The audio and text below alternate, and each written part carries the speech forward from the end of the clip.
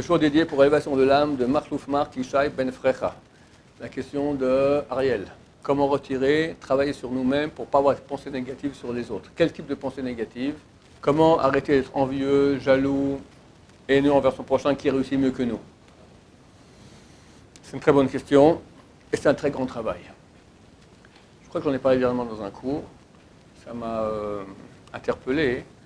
Dans les Kadishim qu'on fait à Yamim Noraim, à Rosh Hashanah et à Yom Kippour, il y a là-bas des Kaddish qui font au jour de Sha'arei Bracha, Sha'arei Ora, Sha'arei, etc., 50 trucs.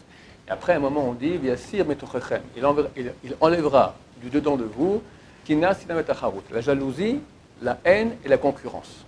Et c'est très juste. C'est la raison qu'ont provoqué la destruction du deuxième temple.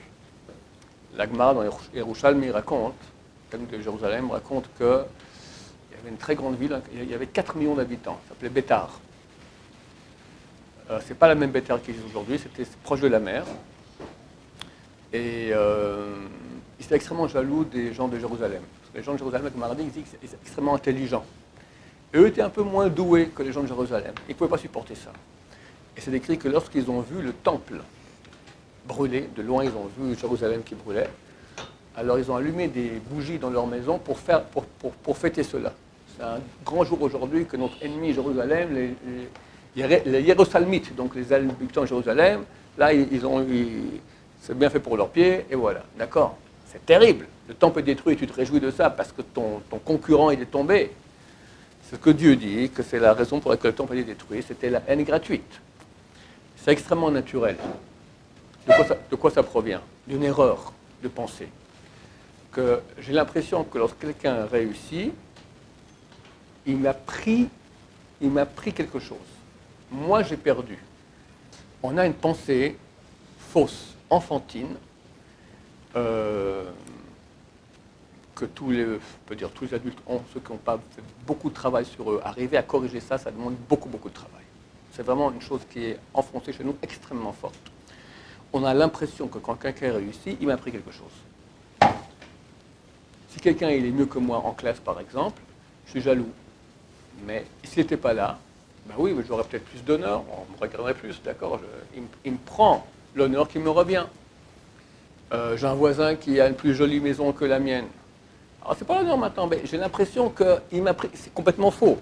Alors, dans l'honneur, quand je comprends, il m'a pris de l'honneur. On va dire, moi, je suis le numéro 2 de la classe, et si tu n'es pas là, je suis le numéro 1. On peut encore entendre qu'il me prend de l'honneur que j'aurais pu avoir.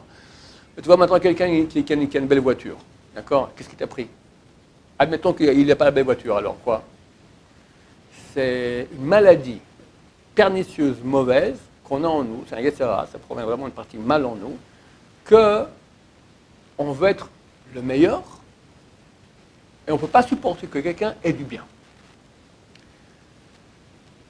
Alors ça, c'est le yetzera qui est en nous. Comment faire pour s'en débarrasser? Il y a une Gemara super belle, dans le traité de Yoma, page 38, qui dit comme ça.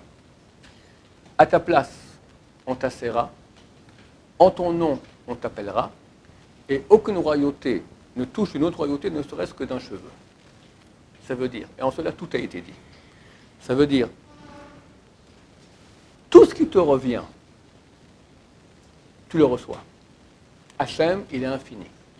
Il peut te donner tout. Il te donne tout. Il donne exactement, de façon complète, totale, absolue, tout ce dont tu as besoin pour réussir. Ce que l'autre fait, ce que l'autre a, ce n'est pas du tout ton affaire, tu n'as rien à voir avec ça.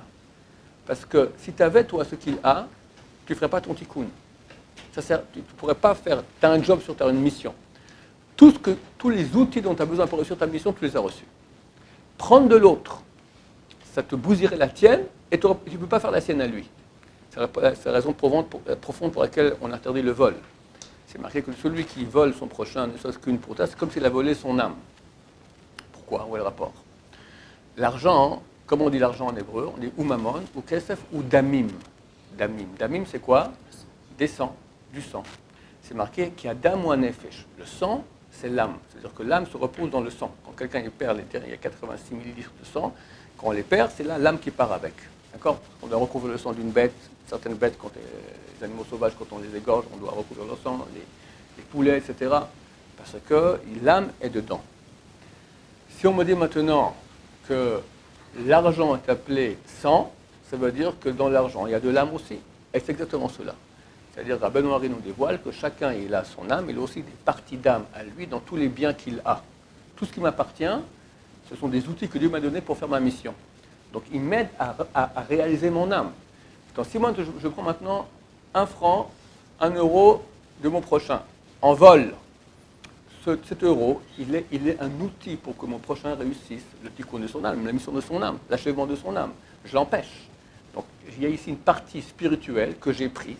Moi, je ne peux pas faire le tikkun de cette partie parce qu'elle est destinée à faire le tikkun, la réparation, la mission de l'âme de mon prochain, et lui ne peut pas le faire. C'est marqué qu'un voleur revient en Gilgoul, il revient réincarné, et le volé aussi. Il faut lui rendre maintenant cette partie-là.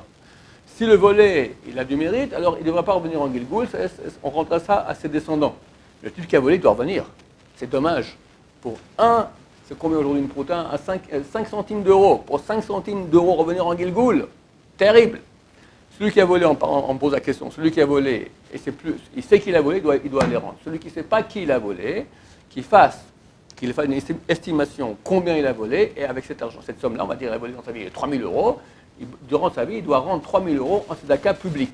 D'accord? Il va acheter un Sefer Torah au Kotel, bon, un Sefer Torah ça coûte beaucoup plus cher, des livres, des sidourim, il aide une synagogue, une yeshiva, tout ce qui est tzedaka, qui aide le grand public. Il donne cet argent-là, et comme ça, c'est une petite réparation. On espère qu'ainsi, la personne volée, ou des gens de sa famille, etc., ou un type profitera de cette synagogue, grâce à cela encore un autre, etc., et on peut arriver enfin à la personne volée qui sera comme ça, en quelque sorte, remboursée. Alors, je reviens sur le sujet. Donc, cette phrase nous dit maintenant, « En ton nom on t'appellera ». Aucune royauté ne touche la royauté voisine, ne serait-ce d'un cheveu. Ça veut dire que tu ne peux pas rentrer dans le domaine de l'autre, lui ne peut pas rentrer dans ton domaine. Tout ce qui te revient, tu le reçois. Même si quelqu'un maintenant te fait du mal, c'est envoyé par Dieu. Nous, quand on fait du mal au prochain, on est responsable de cela. Mais si un autre vient à me faire du mal, bien que lui, il a fait de sa propre responsabilité, c'est impossible que Dieu ne veut pas. Dieu a voulu aussi maintenant que ce pépin m'arrive, qu'on me vole, qu'on me touche, etc. Tout ce qui m'arrive provient de Dieu. Donc j'ai Dieu qui est immense et il m'aime. Il peut tout pour moi, il veut tout pour moi. De quoi maintenant je vais être jaloux? Si quelqu'un se pénètre de la pensée qu'il n'y a pas les autres, c'est Dieu et moi. Les autres, c'est un autre job. Une fois j'ai fait un cours qui s'appelle « Escargot tu es, escargot tu resteras ». C'est quoi le principe de ce cours-là? C'était que il y a des grandes âmes et il y a des petites âmes. Des gens qui sont beaucoup plus doués, les grandes sadikim, mais des gens beaucoup moins doués. Maintenant, au niveau des vraies valeurs, la valeur de l'âme, je peux poser la question pourquoi? C'est injuste. Alors, si quelqu'un il voit les choses comme ça, que Dieu a toutes les sortes d'âmes, il dit ok, toi tu vas. Il y a tous les gens maintenant qui doivent venir sur terre. Allez, toi tu prends une grande âme, allez, toi tu prends une petite âme, c'est effectivement injuste. Mais si on comprend que Dieu a créé maintenant des âmes différentes. Alors je prends l'exemple. Quelqu'un, Dieu a créé un bœuf. Et Dieu a créé maintenant un escargot.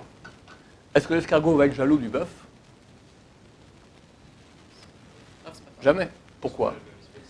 Ça n'a rien à voir. Rien à voir. J'ai une question.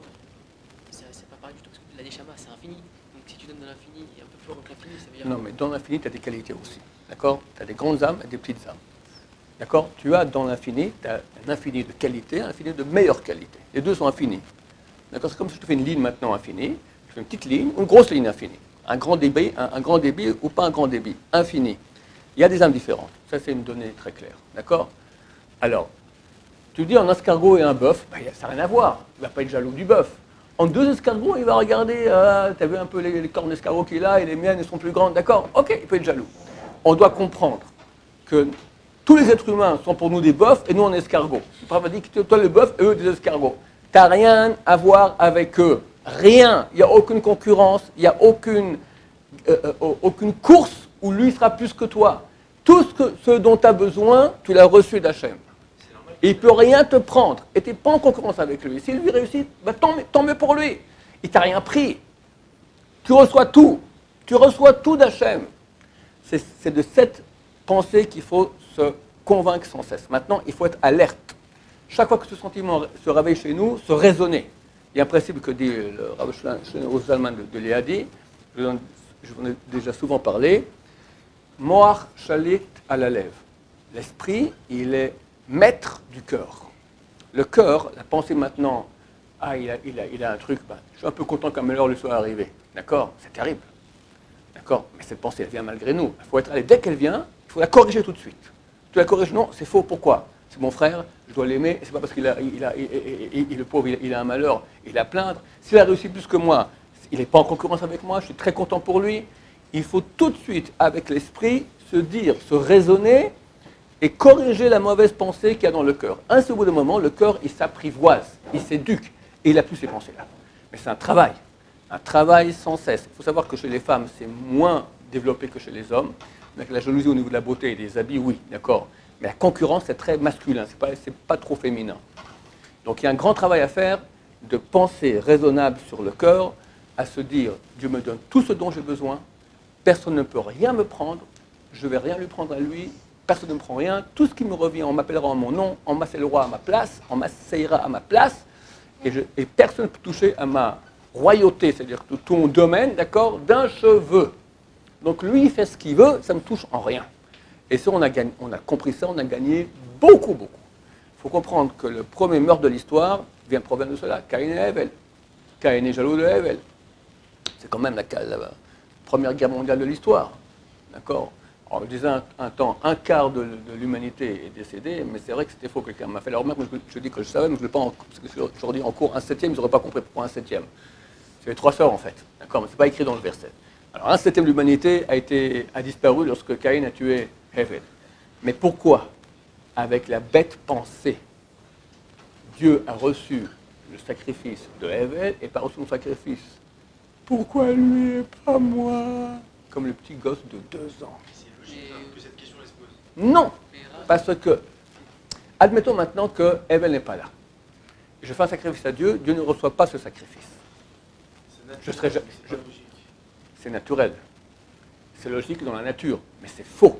Parce que s'il n'y avait pas Hevel, tout irait très bien. Dieu n'a pas reçu, ok, je dois faire tchouva. Mais que lui ait reçu, ça me crée du genre. C'est quoi du genre? Il m'a pris quelque chose. Il m'a pris quelque chose. Et c'est cette phrase qui est fausse. C'est ça qu'il faut comprendre. Il t'a rien pris. Il t'a rien pris. Il a réussi, Baruch Hashem. Il t'a rien pris. C'est ça qu'il faut se convaincre très très fort en dedans de nous, sans cesse. On m'a rien pris. On m'appelle en mon nom. On m'assoit à ma place. On ne peut pas toucher à ma royauté. Je reçois tout d'Hachem. Donc si ça va pas, c'est mon affaire avec Hachem. C'est pas avec lui. Il lui a pris c'est lui qui a eu l'idée, c'est Caïn qui a eu l'idée.